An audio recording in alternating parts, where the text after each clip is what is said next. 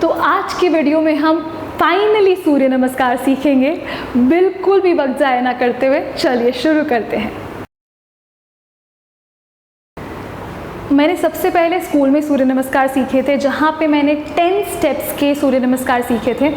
मुझे अभी वो याद नहीं है। और उसके बाद मैंने ऑथेंटिक सूर्य नमस्कार जो सही तरीके से करते हैं वो वाले सूर्य नमस्कार, हठ सूर्य नमस्कार मैंने अपने इंस्टीट्यूशन से सीखे, जहाँ से मैंने अपना टीचर्स ट्रेनिंग कोर्स किया। वहाँ मैंने 12 स्टेप्स के सूर्य नमस्कार सीखे और वो एक्चुअली सही वाले सूर्य नमस्कार थे। तो तब से लेकर अब तक, यानी कि मेरी 11 साल की योगाभ्यास की जर्नी में मैंने वही 12 स्टेप्स के सूर्य नमस्कार किए हुए हैं। लेकिन पिछले कुछ सालों से जब से मैंने लोगों को सिखाना शुरू किया है, मैंने अपना खुद के स्टूडियो में लोगों को सिखाना शुरू किया है, मैंने अलग अलग लोगों से मिलना शुरू किया और अलग अलग इंस्टीट्यूशंस के टीचर्स को मिलना शुरू किया, तब मैंने ये जाना कि मैं जो करती हूँ उससे वो लोग थोड़ा अलग तरीके से सूर्य नमस्कार की प्रैक्टिस करते हैं। वो भी 12 स्टेप्स है, ये भी 12 स्टेप्स है, पर उसमें एक आसन ज़्यादा है और इसमें वो आसन नहीं है, उतना ही डिफरेंस है। तो अगर इसमें 7 आसन है तो इसमें 8 है, ठीक है। और दूसरा ये कि इसमें कुछ आसन अलग तरीके से किए जाते हैं, इसमें कुछ आसन थोड़े अलग तरीके से किए जाते हैं। तो ये थोड़े से माइनर चेंजेस है जो दोनों प्रकार के सूर्य नमस्कार में है, वो हम सीख लेंगे। हम लोग डेमोन्स्ट्रेशन के वक्त मैं आपको दिखाऊंगी क्या क्या चेंजेस दोनों सूर्य नमस्कार में होते हैं। बहुत सारे लोग जो है आसनों को गलत तरीके से करते हैं, उनके अलाइनमेंट्स गलत होते हैं। और अगर आप भी गलती से सूर्य नमस्कार को गलत कर रहे हैं, आप सही वाले सूर्य नमस्कार को देखें और आप अगर कहीं गलत जा रहे हैं तो उसे इम्प्रूव करें। धीरे धीरे प्रैक्टिस से आप भी उसे सही तरीके से कर पाएंगे, ठीक है। चलिए तो आज के वीडियो की शुरुआत करते हैं।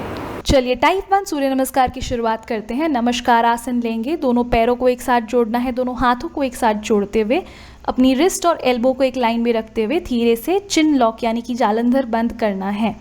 यहाँ से धीरे से दोनों हाथों को ऊपर लेकर जाएंगे, बाइसेप्स ट्राइसेप्स कान को लगाते हुए धीरे से एक छोटा सा आर्क देने की कोशिश करेंगे। अगर आपके लोअर बैक में पेन रहता है तो आप ये आर्क ना करें, ताड़ासन में आप रुक सकते हैं। यहीं से धीरे से दोनों हाथों को हम एक सीधी रेखा में यानी कि अपने पैरों के पंजों के बाजू में रखने की कोशिश करेंगे और अपनी चिन और फोरहेड को नीचे लगाएंगे। चिन घुटनों के ऊपर और फोरहेड घुटनों से नीचे जाएगा और आपका हिप और हील एक लाइन में रहेगा।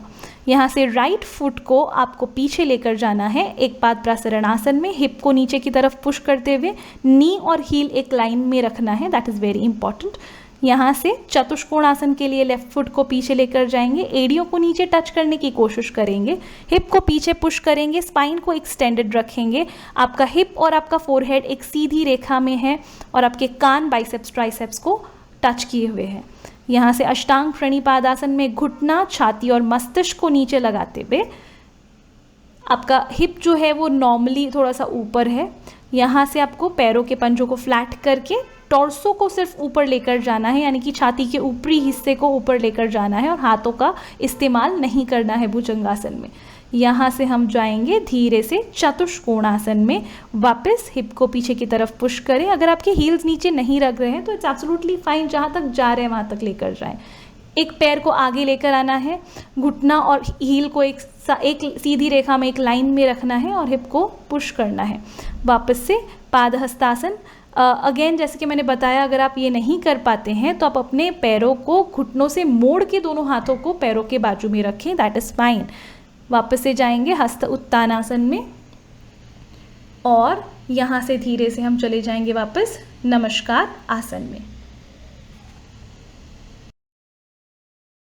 चलिए टाइप 2 सूर्य नमस्कार की शुरुआत करते हैं। वापस नमस्कार मुद्रा एज इट इज़ रहेगी। अगर आप चाहें तो अपनी उंगलियों के बीच में थोड़ा सा डिस्टेंस यानी कि थोड़ा सा अंतर रख सकते हैं नमस्कार मुद्रा के दौरान। दोनों सूर्य नमस्कार में नमस्कार मुद्रा सेम है। दोनों हाथों को उसी तरीके से हस्त उत्तानासन में लेकर जाना है और एक अच्छा सा स्पाइनल कर्व देना है, यानी कि स्पाइन को थोड़ा सा एक्सटेंशन करना है। अगर आप पीछे नहीं जा सकते कमर दर्द की वजह से तो आप ताड़ासन यानी कि स्थिति में रुक सकते हैं। वहीं से हम सीधा दोनों हाथों को दोनों पैरों के पंजों के बाजू में रख देंगे। वापस से उसी तरीके से पादहस्तासन में जाना है। आपकी हिप्स और आपकी हील्स एक सीधी रेखा में रहेगी और यहाँ पे आप अपने घुटनों को मोड़ के भी दोनों हाथों को पैरों के पंजों के बाजू में रख सकते हैं। अंजनेय आसन में एक ही डिफरेंस है, यानी आपके पैर को अंगूठों के ऊपर नहीं, आपको फ्लैट कर देना है, ठीक है। धीरे से हिप को पुश करना है और आपकी हाथों की उंगलियों की टिप के ऊपर भी आप ऊपर देख सकते हैं। वहाँ से आपको जाना है फलक आसन, यानी कि हम चतुष्कोण आसन नहीं करेंगे, फलक आसन में जाएंगे। ऑन टोज रहना है, हिप और शोल्डर को एक लाइन में रखना है और कोर को एंगेज करना है। अपनी घुटने, छाती और चिन को नीचे लगाना है, ना कि मस्तिष्क को, यानी कि हम चिन नीचे लगाएंगे।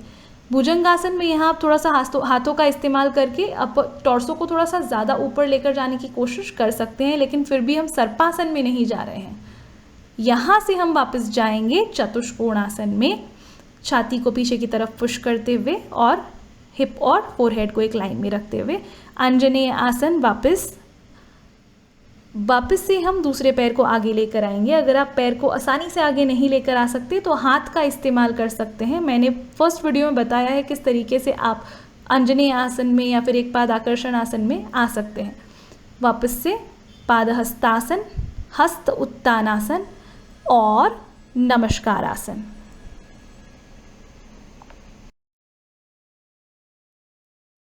किस तरीके से आप सूर्य नमस्कार में गलत जा सकते हैं वो हम एक बार देख लेते हैं। पहले नमस्कार आसन में ऐसे ही ढीले हाथ छोड़ के तुरंत उपस्थान आसन में चले जाते हैं लोग, और उपस्थान आसन में क्योंकि वो आर्क नहीं कर सकते तो घुटनों से बेंड करके शरीर को पीछे लेकर जाने की कोशिश कर सकते हैं। ये थोड़े समय के लिए ठीक है, लेकिन अगर आप उसे 100 बार रिपीट करेंगे तो बिल्कुल भी सही नहीं है। हाथों को ढीला छोड़ के किसी भी तरीके से नीचे लेकर आकर, क्योंकि आप पैरों के बाजू में नहीं रख सकते तो पैरों के पंजों के आगे हाथ रख लेते हैं और फिर एक पाद प्रसरण आसन में जाते हैं और घुटने को हील के आगे लेकर आते हैं, यानी कि आपके टो के आगे लेकर आते हैं। तो ये बिल्कुल गलत है, 90 डिग्री एंगल नहीं बन रहा है। बार बार इसे रिपीट करने से आपके घुटनों में दर्द हो सकता है। फलकासन में आपके हिप को, आपके अपर बॉडी को एकदम ढीला छोड़ के लॉर्डोसिस हो जाता है, शोल्डर्स में टेंशन रहता है और नेक भी टेंस्ड रहता है। एक अष्टांग प्रणिपादासन में अननेचुरली भी लोगों के हिप ऊपर रहते हैं और शोल्डर्स और हाथ एक लाइन में आते हैं, जो बहुत गलत बात है। लोग यहाँ से सीधा सर्पासन में जाते हैं, पूरा का पूरा अपर बॉडी ऊपर रेस करके, हाथों को टेंस्ड, शोल्डर को टेंस्ड रख के, एल्बो का हाइपर एक्सटेंशन करके सर्पासन में चले जाते हैं।